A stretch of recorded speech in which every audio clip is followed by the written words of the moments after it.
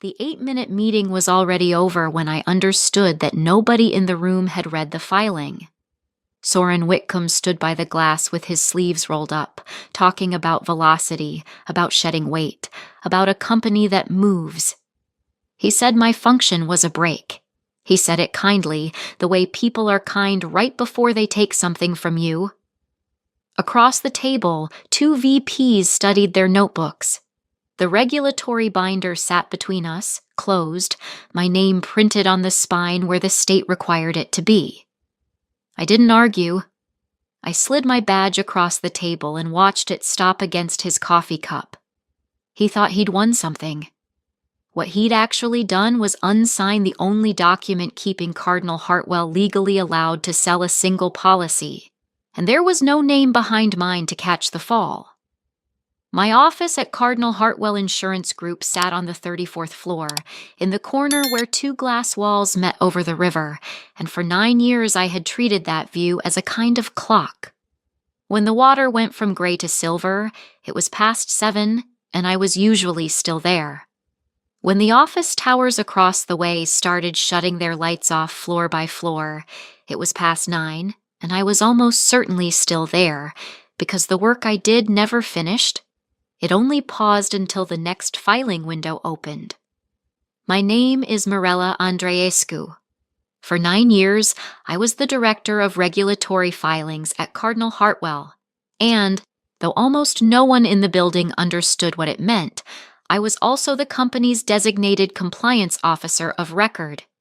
Those are 2 different jobs that happen to live inside one person. The first was a title with a salary band and a parking space. The second was a signature, a specific, named, legally binding signature that the state insurance regulator required in order for Cardinal Hartwell to write, renew, or transact a single policy. Not the company's signature, not a department's, a person's, mine. People who didn't do my job assumed compliance was paperwork, a tax on doing business, a slow tax collected by slow people. I had stopped trying to correct them years ago. It was easier to let them believe the binders on my shelf were decoration. The truth was that an insurance company is not a building or a brand or a logo on a tower. It is a license. A fragile, conditional, revocable license, granted by a regulator who can pull it the moment the legally required custodian is no longer in place. I was that custodian. My designation was filed with the state. The renewal of that designation, the successor planning, the continuity paperwork, all of it ran through a process that I personally maintained because no one else had ever wanted to learn it. I had built that quietness on purpose. The less people noticed the load-bearing wall, the less they leaned on it carelessly. Or so I'd told myself for 9 years. Then Cardinal Hartwell got a new CEO. Soren Whitcomb arrived in October like weather. He came from somewhere fast, a fintech-adjacent insurer that had grown by burning process the way other companies burn cash. He had a vocabulary that landed well in town halls. He talked about metabolic rate. He talked about the cost of friction. On his second week, in an all-hands held in the largest conference room on 36, he stood in front of 300 employees and said the word compliance, the way you'd say the name of a relative who'd overstayed. There are companies that move, he said, pacing, and companies that ask permission. I intend for us to move. The room laughed in the careful way rooms laugh at a new boss. I sat near the back, next to a junior analyst named Tobias Reinhardt, who'd joined my team 8 months earlier, the only person under 30 who'd ever asked me to explain the designation framework instead of nodding through it. He leaned over. "He knows what your filing is, right?" he murmured. "He knows it has a cost," I said. "He doesn't know it has a name." I didn't mean it as a warning. I meant it as a fact.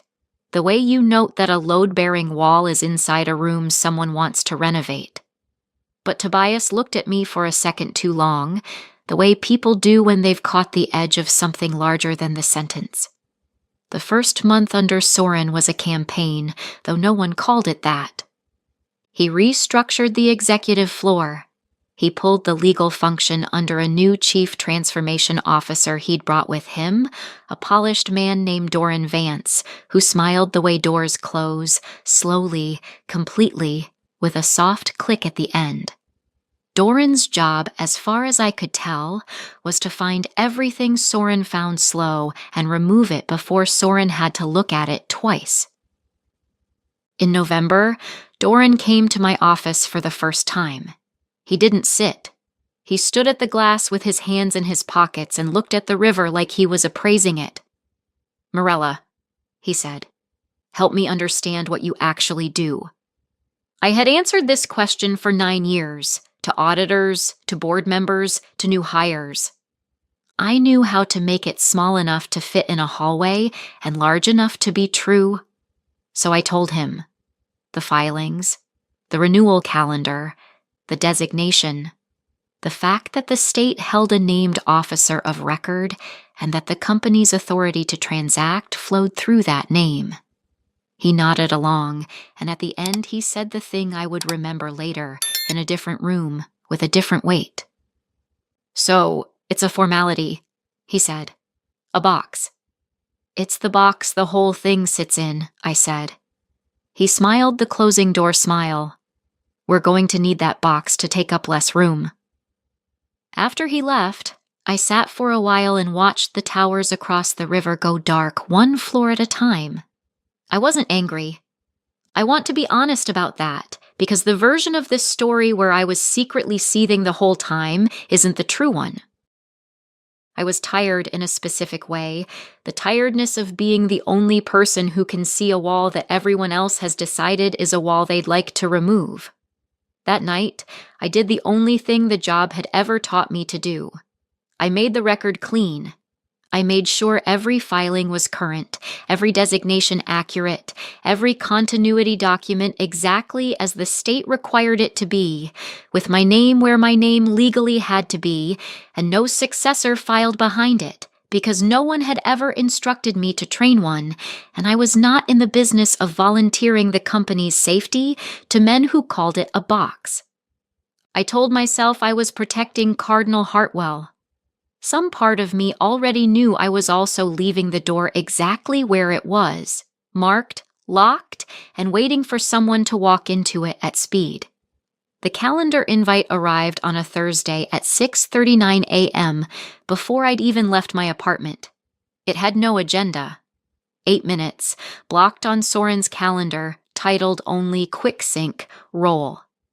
I knew what an 8-minute meeting with a one-word title meant. Anyone who has worked in a corporation long enough develops an animal sense for the length of a meeting that is going to end them. Real conversations are scheduled for 30 minutes. Endings are scheduled for 8, because 8 minutes is how long it takes to say something that was decided without you. I wore the charcoal suit. I'm not sure why that detail has stayed with me. Maybe because I wanted, walking in, to look exactly like the thing they were about to call disposable. The room was a glass conference box on 36 called Meridian, all of Cardinal Hartwell's rooms named after navigational instruments, as though the people who built the floor had wanted to suggest that someone, somewhere, always knew the way.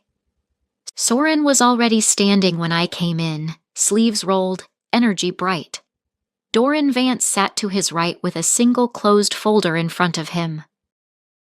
And along the far wall, almost as an afterthought, sat 2 VPs whose only function, I understood immediately, was to be witnesses, to make this look like process instead of what it was. "Morella," Soren said warmly, "thanks for coming up. I'll be direct, because I respect you too much to dance." I have learned that when a man says he respects you too much to dance, you are about to be danced off a ledge. "We're flattening the org," he said. "Compliance and filings are folding into Doran's transformation group. The standalone function, your function, we're sunsetting it. It's a velocity decision, not a value decision." "Velocity," I said. "You've been a steady hand here. Genuinely. But the market we're moving into doesn't reward steady. It rewards fast. He spread his hands, generous, almost apologetic. Compliance slows down winners, Morella. I need the floor to believe that we are winners.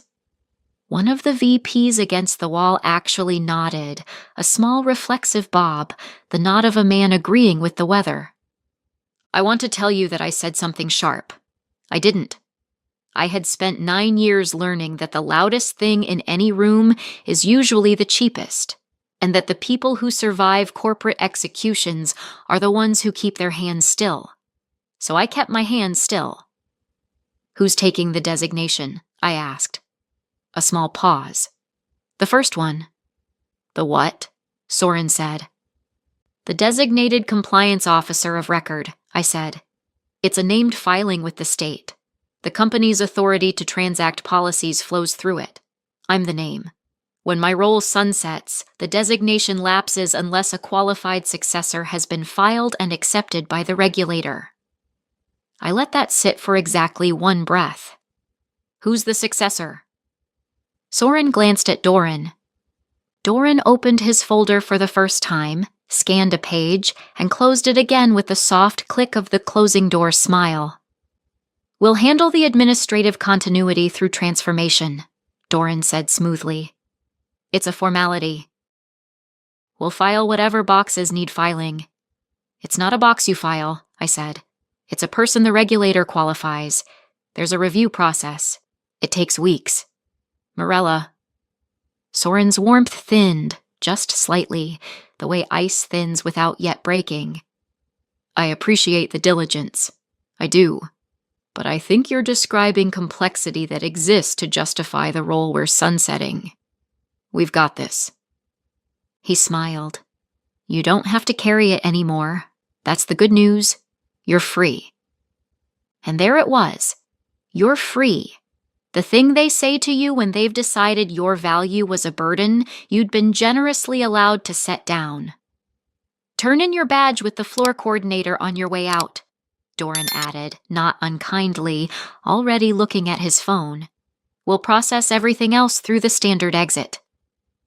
I stood. I unclipped the badge from my jacket. And here is the part I have replayed more than any other, I almost told them. The words were right there, fully formed, 9 years deep. There is no one behind me. You've just unsigned the company. I could have laid it on the table next to the badge and watched the room change color. But they had decided I was a break, a box, a formality.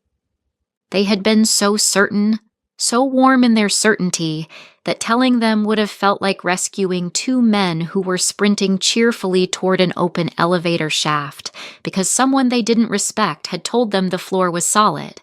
So I set the badge down, and I said the only true thing I had left. Good luck with the continuity, I said.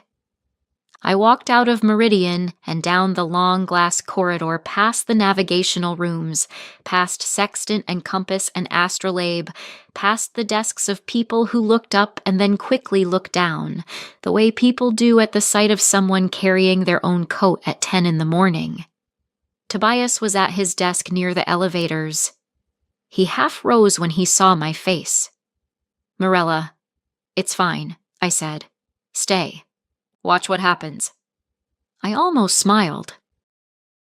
And forward nothing, sign nothing, and if anyone from the state calls the main line next week, take a very careful message.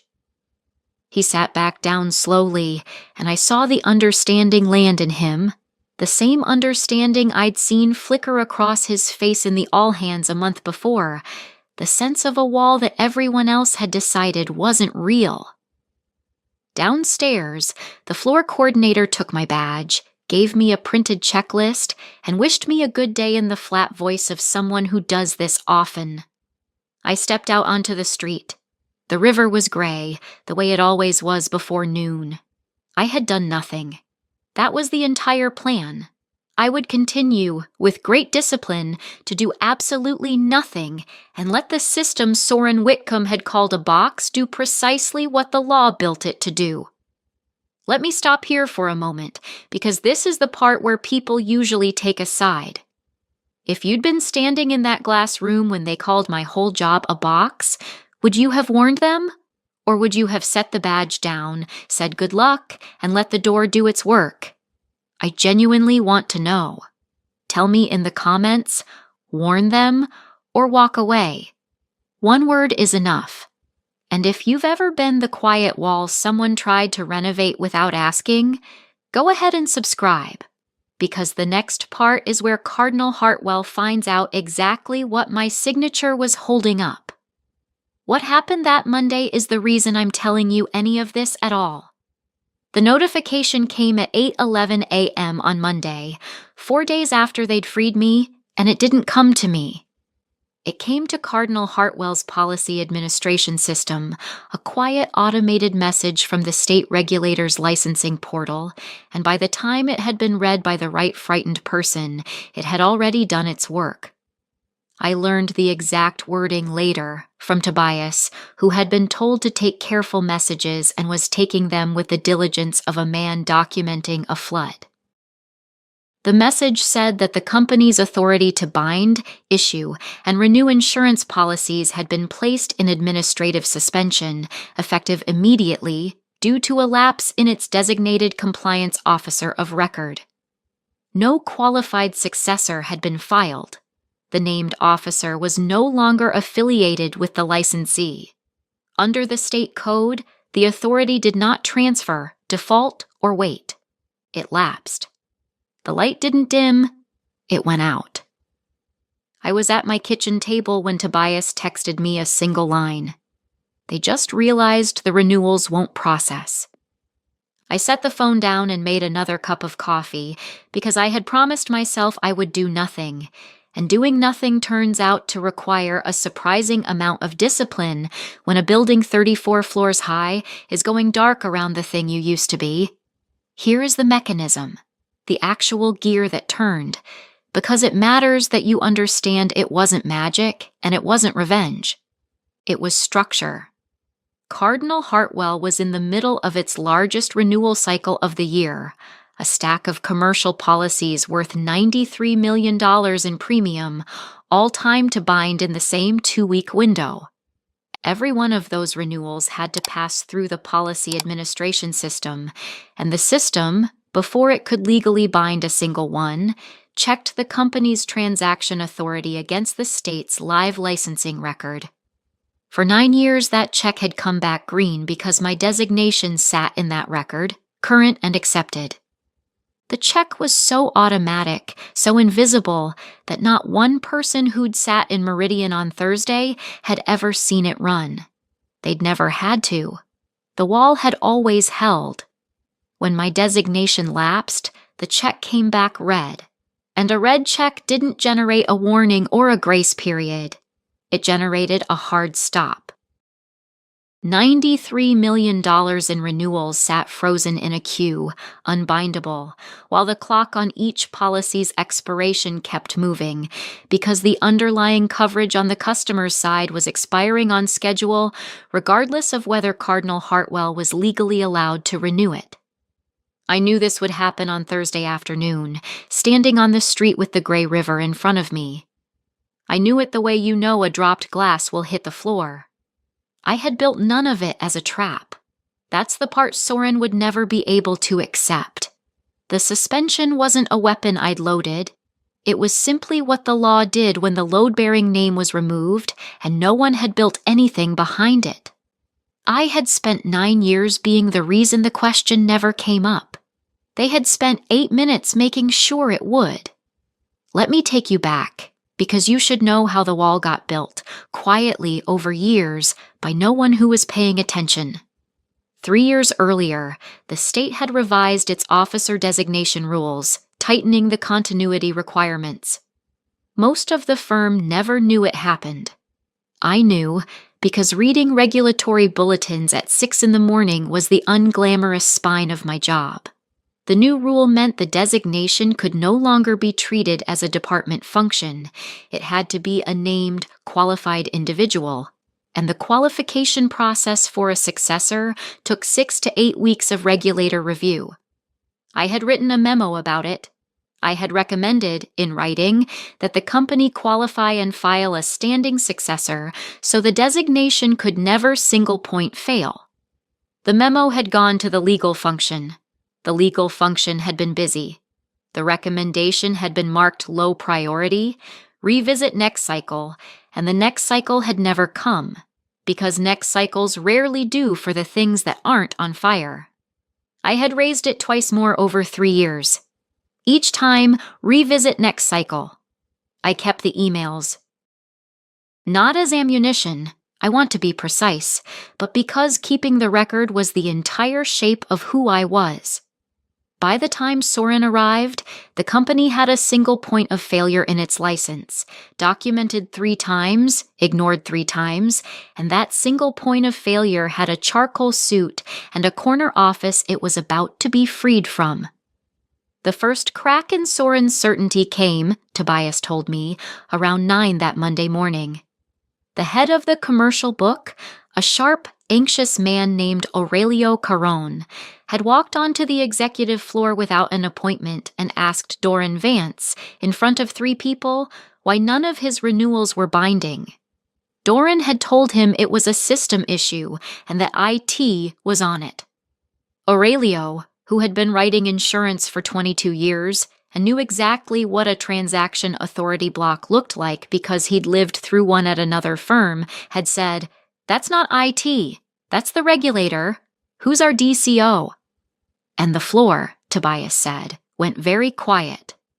By 11, someone had pulled the licensing record and found my name on it, lapsed, with no successor behind it.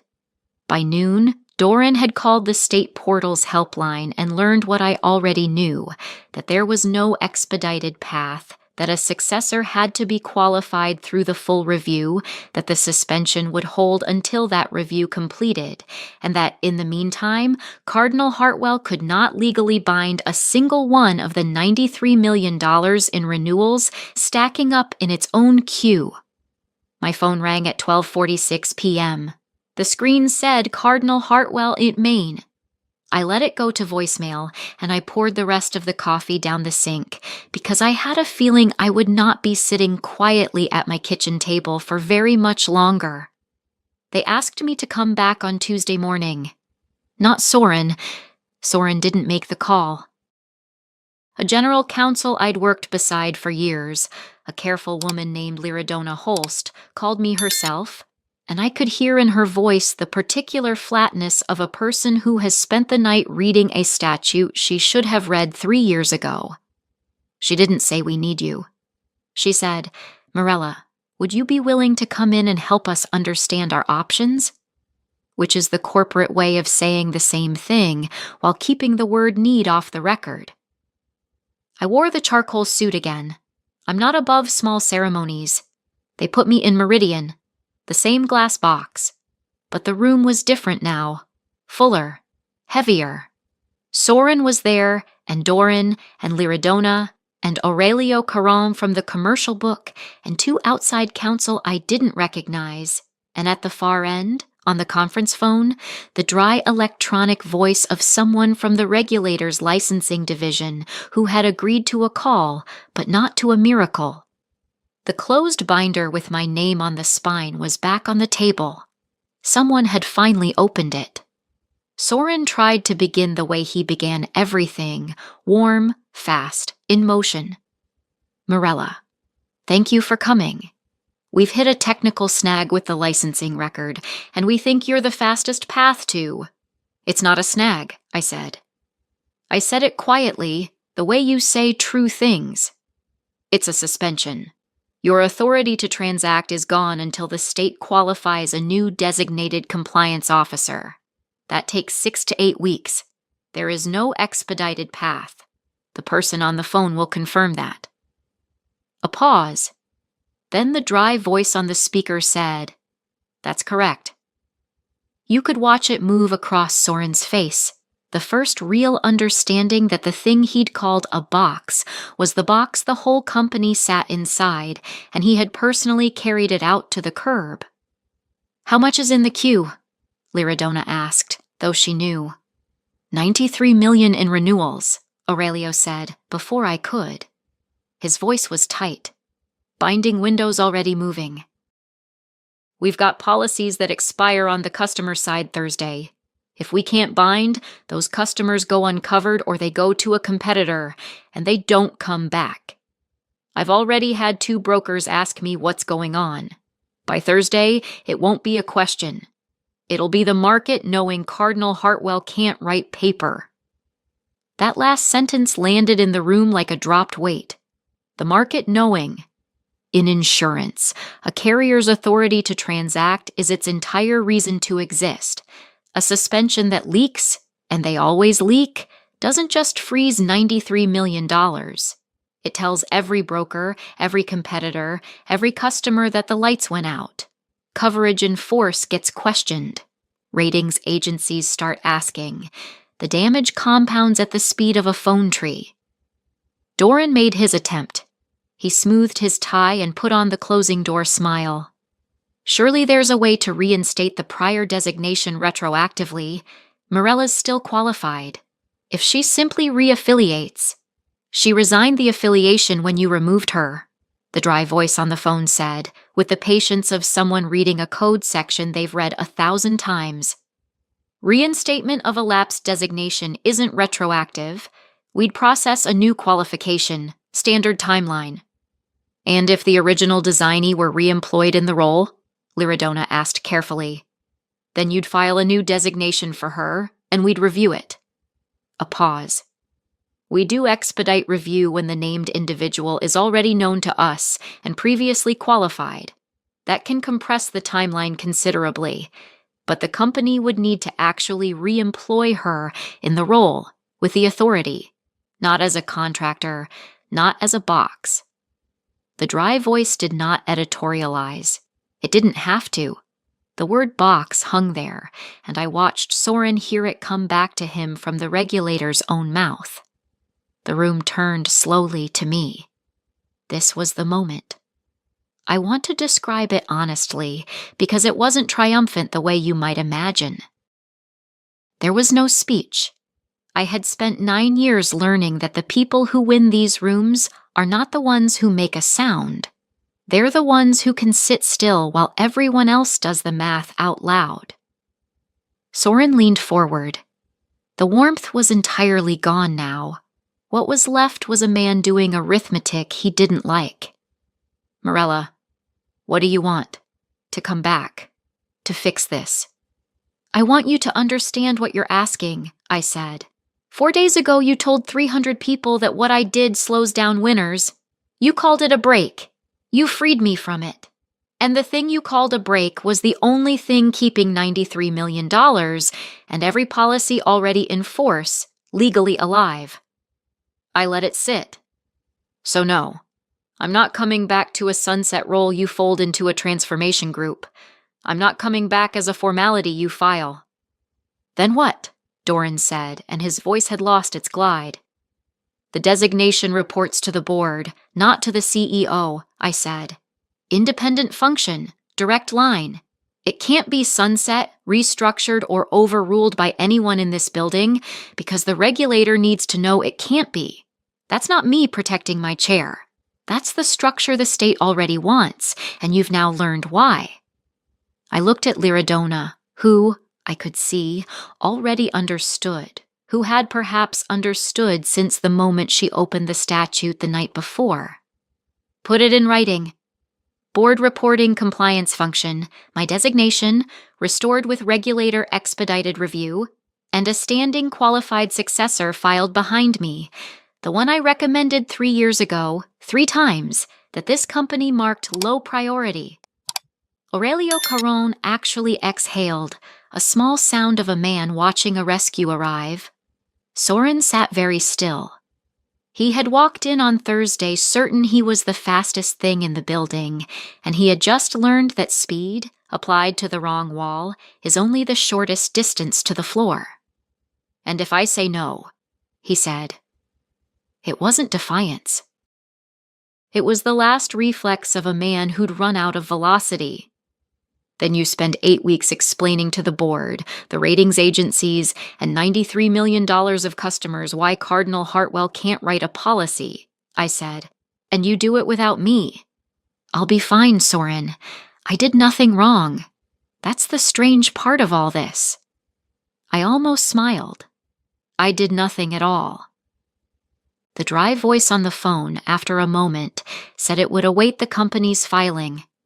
Liridona reached over, turned the binder around so my name on the spine faced the head of the table, and slid it toward Soren. I'll draft the board resolution this afternoon, she said. To him, not to me. And that was the reversal, not a shout, not a check changing hands, but a binder turned around on a glass table, and a man who'd called me a box now needing my signature to keep his own company legally alive. The board resolution passed on Wednesday, in a session I did not attend and did not need to. Liridona Holst drafted it cleanly, the way careful people draft the things they wish they'd drafted years earlier. The compliance and designation function restored as an independent unit, reporting directly to the board's audit committee, insulated from the CEO's authority to restructure, sunset, or overrule. My designation refiled with the state under expedited review. And, the clause I cared about most, a standing qualified successor filed behind me, named at last, so that the single point of failure that had lived in one charcoal suit for 9 years would never again depend on whether anyone in legal was having a busy quarter. The regulator's expedited review cleared on Friday. The transaction authority came back green at 8:11 a.m., the same time of day, 4 days later, that it had gone dark. $93 million in renewals released from the queue and bound in a single afternoon, hours before the Thursday side expirations would have sent those customers into the arms of competitors who were, I have no doubt, already circling. Aurelio Caron sent me one line by email. We caught it by a margin I never want to feel again. I believed him. I came back. I want to be honest about why, because the satisfying version of this story is the one where I let the building burn, and that version would have been a lie about who I am. I came back because 9 years of work doesn't stop mattering just because the man on top of it didn't understand it. The customers were real. The policies in force were real. The 400 people on the floors below 36 who'd had nothing to do with Soren's velocity were real. I had built that wall to hold a building up, not to drop it on anyone. I just declined this time to hold it up invisibly, for free, while someone called it a box. Soren Whitcomb lasted 11 weeks after that. It wasn't dramatic. There was no second confrontation, no second glass room. The board had simply watched a new CEO take an 8-minute meeting and freeze his own company's license, and a board that has watched that once does not relax again. His velocity thesis had a number attached to it now, $93 million that had spent 4 days one phone leak away from becoming a market event. And numbers like that have a way of following a man into every subsequent meeting. They announced his departure as a mutual decision to pursue new opportunities. Doran Vance, the man with the closing door smile, left 2 weeks after that, the way deputies follow the principals who brought them. I didn't celebrate either exit. By then, I had stopped thinking about them much at all, which is its own kind of victory. The day you realize the person who humiliated you has become a piece of administrative history you no longer have to read. Tobias Reinhardt is qualifying for the successor designation now. He asked me to teach him the whole framework, the boring 6 a.m. spine of it, the regulatory bulletins nobody reads. I told him the only thing that matters, that the most important work in any company is almost always the work that's invisible right up until the hour it isn't, and that you should keep the record clean not because anyone will thank you, but because one day the record will be the only thing standing between a building and the floor. A few months later, I stood in my office on 34 at the hour the towers across the river were going dark, one floor at a time. The binder with my name on the spine sat on the shelf where it had always sat. Same view, same clock made of water and lights. But the line on the org chart ran differently now, past the CEO entirely, straight to the board, exactly as the law had always quietly preferred. Soren had called me a break. He'd been right, in a way he'd never meant. A break isn't what slows a company down. A break is the only reason anyone can afford to go fast at all. He'd removed his cheerfully in front of 300 people and learned the hard physics of it on a Monday. I never raised my voice. I never sent a single email in anger. I did exactly what they told me I was free to do. I did nothing and let the wall they tore out teach them what it had been holding.